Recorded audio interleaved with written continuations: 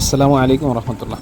আজকে আমরা সবাই মিলে যাচ্ছি হরিণবাড়িয়া সাদারচর। এটা হরিণবাড়িয়া বাজার থেকে সোজা উত্তরে চলে গেছে।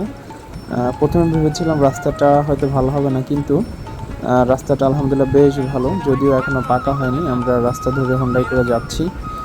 তো আমরা একসাথে তিনজন ছিলাম। আমি ছিলাম, তুহিন স্যার ছিল এবং আমাদের আরেকজন বন্ধু এনামুল ছিল। তো রাস্তার দুধারে সুন্দর একটা দৃশ্য। সবাই পাট ধুয়ে তারপরে পাটের যে লাকড়ি বা খড়ি বলি আমরা, সেগুলো গাদা করে রেখেছিল। এরপরে আমরা যাচ্ছি সবাই মিলে। তো ইতিমধ্যে আমরা স্কুল দেখতে পেলাম। গ্রামটা খুব সুন্দর, দুপাশে ফসলি জমি, তো মাঝখান দিয়ে রাস্তা, দুপাশে বাড়িঘর আছে। খুবই সুন্দর প্রশস্ত একটা রাস্তা।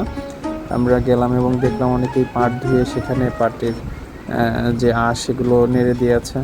খুবই সুন্দর একটা দৃশ্য। আর সব থেকে বড় কথা, আকাশে হালকা মেঘ ছিল। আমরা যাচ্ছিলাম, আকাশের দৃশ্যটা প্রকৃতির সাথে একদম মিশে গেছে, খুবই সুন্দর দেখা যাচ্ছিল। যাই হোক, আমরা প্রায় চলে আসছি। সামনেই যেটা দেখা যাচ্ছে নদী, এবং মনে হচ্ছে এই রাস্তাটার শেষ মাথা ওখানেই হবে। আজকে প্রথম আমরা এখানে এসেছি, এর আগে আসা হয়নি। তো দেখতে পাচ্ছি সুন্দর দুপাশে গাছ, দেখে যেটা মনে হচ্ছে অনেক মানুষের ভিড়। তো আমরা ইনশাল্লাহ আলহামদুলিল্লাহ চলে আসছি প্রায়। রাস্তার বাম পাশে একটা দোকান দেখতে পাচ্ছি। এখানে অনেক হোন্ডা দেখতে পাচ্ছি, অনেকগুলো হোন্ডা রেখেছে। তার মানে এটা খুবই সুন্দর একটা দর্শনীয় একটা স্থান। এই যে রাস্তার মাথাটা চলে আসছে এবং সামনেই নদী, খুবই সুন্দর একটা দৃশ্য। আলহামদুলিল্লাহ, আল্লাহ তাআলার সৃষ্টি আসলে অপরূপ।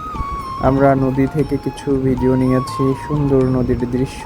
একদম নদীর ওপারটায় একটা সেনাবাহিনীর ক্যাম্প রয়েছে, খুবই সুন্দর। এই দৃশ্যটাও দারুণ আলহামদুলিল্লাহ। এই যে নারিকেল গাছ দেখা যাচ্ছে ডান পাশে, নদীর কলতান, মনোমুগ্ধ করার মতো একটা দৃশ্য। মনে হচ্ছে আকাশটা একদম নিচে নেমে গেছে আলহামদুলিল্লাহ। ওই পাশটা সেনাবাহিনীর ক্যাম্প রয়েছে।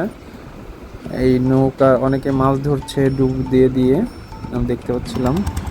নৌকায় মানুষজন ওপার থেকে এপাশে আসছিল, সেগুলো দেখলাম।